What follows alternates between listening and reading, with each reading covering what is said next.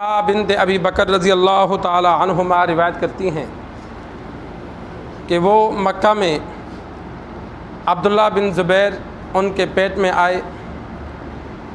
قبا ہجرت کر کے جب تشریف لائیں تو وہاں بچہ پیدا ہوا۔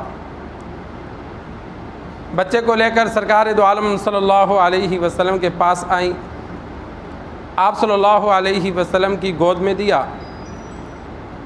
آپ صلی اللہ علیہ وسلم نے کھجور منگوائی، اسے چبایا اور وہ پھر بچے کے منہ میں لگائی۔ آپ صلی اللہ علیہ وسلم نے دعا کی اور اس کے لیے برکت کی دعا کی، برکت چاہی۔ اسلام میں مہاجرین کے ہاں پیدا ہونے والا یہ پہلا بچہ تھا، اور اس کے پیدا ہونے پر مسلمان بہت خوش ہوئے، اس لیے کہ یہود نے یہ کہا تھا کہ ہم نے جادو کیا ہے، ان کے ہاں اولاد نہیں ہوگی۔ محدثین نے کتاب الاطعمہ کے ساتھ کتاب العقیقہ بھی ذکر کیا۔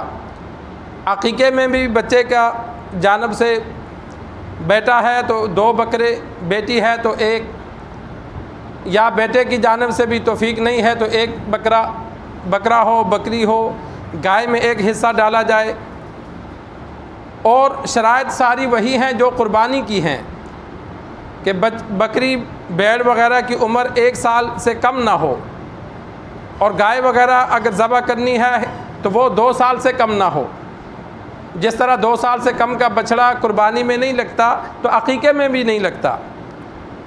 اور باقی احکامات بھی قربانی والے ہیں کہ ذبح کرنے کے بعد انسان سارا خود کھائے، سارا تقسیم کرے، کوئی حرج نہیں ہے۔ امیر غریب سب کھا سکتے ہیں اور سارا گھر میں بھی کھا سکتا ہے۔ صرف بچے کی جانب سے 1 ذبح کرنا ہے، وہ بچے کی جانب سے 1 صدقہ ہوتا ہے۔ اسی وجہ سے محدثین نے کتاب الاطعمہ کے ساتھ عقیقہ کی احادیث کو ذکر کیا۔ سرکار دو عالم صلی اللہ علیہ وسلم جب مدینہ تشریف لائے، صحابہ بھی ہجرت کر کے مدینہ آئے، تو یہود نے یہ دعویٰ کیا کہ ان کے ہاں اولاد نہیں ہوگی۔ جتنے بھی مہاجرین آئے تھے کسی کے ہاں اولاد نہیں ہوئی، تو مسلمان پریشان تھے۔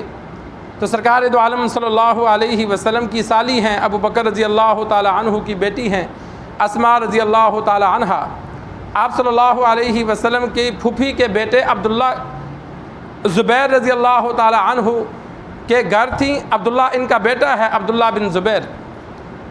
تو یہ حاملہ ہوئی، قباء بستی میں ہجرت کر کے جب تشریف لائیں وہاں بچہ پیدا ہوا۔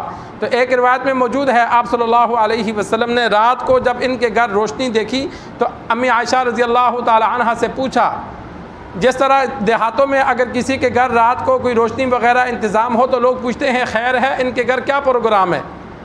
تو آپ صلی اللہ علیہ وسلم نے پوچھا کہ وہ سوئے نہیں، کیا مسئلہ ہے؟ تو بتایا کہ یا رسول اللہ اسماء حاملہ ہے، امید ہے آج بچہ ہو جائے۔ تو سرکار دو عالم صلی اللہ علیہ وسلم نے حکم دیا کہ بچے کو کچھ کھلانا پلانا نہیں ہے، اور جیسے ہی بچہ پیدا ہو تو میرے پاس لے آنا۔ تو جب بچہ پیدا ہوا سرکار دو عالم صلی اللہ علیہ وسلم کے پاس لے کر آئے۔ آپ صلی اللہ علیہ وسلم نے، ہمارے پنجابی میں کہتے ہیں، گڑتی دی، تحنیک۔ عرب میں بھی یہ طریقہ تھا کہ جو نیک بندہ ہوتا اس سے تحنیک کرواتے، کھجور چبا کر تو وہ جو منہ میں تھوک بنتا ہے وہ بچے کے منہ میں لگا دینا، تاکہ پہلی خوراک نیک بندے کا لعاب اس کے پیٹ میں جائے۔ تو مدینہ میں لوگ اپنے بچے کو لے کر سرکار دو عالم صلی اللہ علیہ وسلم کے پاس آتے تھے، تاکہ بچے کے جسم میں پہلی خوراک آپ صلی اللہ علیہ وسلم کا لعاب مبارک جائے۔ تو ان کو بھی سب سے پہلی خوراک سرکار دو عالم صلی اللہ علیہ وسلم کا لعاب مبارک، چبائی ہوئی کھجور کا جو تھوک تھا وہ ان کے گلے میں لگایا، منہ میں لگایا، بچے نے وہ چونسا۔ آپ صلی اللہ علیہ وسلم نے عبداللہ نام رکھا، اور مہاجرین بہت خوش ہوئے کہ مہاجرین کے ہاں مدینہ میں یہ پہلا بچہ تھا۔ انصار کے ہاں مسلمان ہونے کے بعد مدینہ میں جب اسلام پھیلا تو مسلمانوں کے ہاں پہلا بچہ جو پیدا ہوا نعمان بن بشیر رضی اللہ تعالی عنہ تھے، لیکن مکہ سے آنے والوں میں جو سب سے پہلے بچہ پیدا ہوا وہ عبداللہ بن زبیر تھے۔ تو یہ ایک مسئلہ ذہن نشین کر لیں، نام جس بندے کی طرف نسبت کر کے رکھیں گے وہ نام کا بھی اثر ہوگا۔ جس بندے کی جانب آپ نسبت کریں گے کہ یار فلاں کے نام پر میں نام رکھتا ہوں، تو اس بندے کی کچھ صفات بچے میں آئیں گی۔ جیسا بندہ ہوگا جو اس کی صفات ہوں گی وہ بچے میں آئیں گی۔ اور گڑتی کا بھی اثر ہوتا ہے، گڑتی یہ جو دیتے ہیں، جس بندے کی آپ گڑتی دلاؤ گے اس کی کوئی نہ کوئی عادت بچے میں آئے گی۔ اسی وجہ سے لوگ حدیث میں موجود ہے کہ بچے کا اچھا نام رکھو، اچھے بچوں سے، اچھے لوگوں سے تحنیک کرواؤ، بچے میں وہ عادت بنتی ہے۔ اسی وجہ سے محدثین نیک لوگ اپنی بیٹوں کا نام محمد رکھتے تھے۔ علماء نے لکھا ہے کہ جس بچے کا نام محمد رکھا جائے کہ وہ اللہ تبارک و تعالیٰ اس سے برے کام نہیں لیتا، اللہ اس کو دین کے لیے قبول کرتا ہے۔ بہت سے لوگ محمد نام کو پسند نہیں کرتے، کہتے ہیں جی یہ بہت باری ہے۔ خدا کے بندو، باری کدھر سے آ گیا؟ میرے اپنے بیٹے کا نام محمد رکھا تو کئی جگہ جانا ہوتا ہے، تو بیچاروں کو علم نہیں ہوتا تو وہ آگے سے کہتے ہیں یہ نام رکھنا جائز نہیں ہے۔ تو پھر میں ان کو بتاتا ہوں، خدا کے بندو کچھ علم سیکھو۔ امام بخاری رحمہ اللہ کا نام محمد تھا، اور ہماری فقہ حنفی کو جو سب سے زیادہ مسائل کو جمع کرنے والا امام اعظم ابو حنیفہ رحمہ اللہ کا شاگرد جو تھا، اس کا نام بھی امام محمد تھا۔ اور بڑے بڑے مفسر جو ہیں، بڑے بڑے مفسر اکثر کا نام محمد تھا کہ والدین نے محمد نام رکھا تو اللہ نے کتنا بڑا ان سے دین کا کام لیا۔ امام شافعی رحمہ اللہ کا نام محمد تھا۔ بہت سے بڑے بڑے علماء جن میں اکثر کا نام محمد تھا، تو محمد نام رکھنے کی وجہ سے اللہ ان سے دین کا کام لیا۔ آپ صلی اللہ علیہ وسلم کا سب سے بڑا جو وصف تھا وہ علم تھا کہ اللہ نے علم وحی دیا اور انہوں نے آگے امت کو دیا۔ تو ان کے نام پر جب نام رکھا جائے گا تو آپ صلی اللہ علیہ وسلم کے اوصاف بچے میں اللہ دے گا۔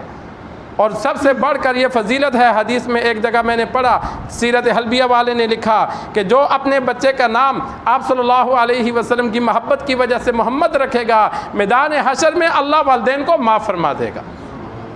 بچے کی وجہ سے، نام رکھنے کی وجہ سے اللہ والدین کو معاف فرما دے گا کہ میرے محبوب کے نام پر انہوں نے نام رکھا۔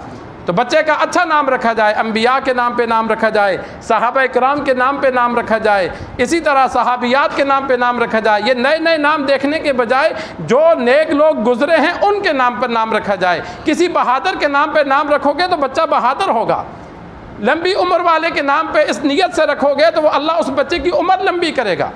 جیسے نام رکھو گے ویسا اثر ہوتا ہے، تو جس سے گڑتی دلاؤ گے ویسا اثر ہوتا ہے۔ تو صحابہ کرام سرکار دو عالم صلی اللہ علیہ وسلم کے پاس بچے کو لے کر آتے، آپ صلی اللہ علیہ وسلم گڑتی بھی دیتے تھے اور اس کا برکت کے لیے دعا بھی کرتے تھے آپ صلی اللہ علیہ وسلم۔ اور صحابہ کی کرام کی عادت تھی، جن کو اللہ توفیق دیتا وہ بچے کی جانب سے عقیقہ بھی کرتے تھے۔ 7ویں دن عقیقہ کیا جائے اور سر کے بال اتارے جائیں، سر کے بال جتنے ان کا وزن ہوگا اتنی چاندی اللہ کے راستے میں صدقہ کی جائے۔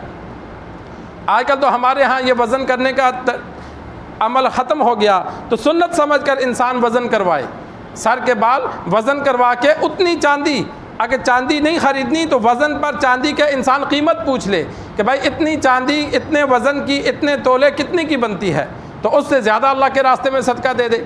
آپ صلی اللہ علیہ وسلم کے دور میں وزن کرتے تھے اور اتنے درہم پر اللہ کے راستے میں صدقہ کرتے تھے۔ اللہ سے دعا ہے اللہ ہمیں دین سیکھ کر، سمجھ کر عمل کرنے کی توفیق عطا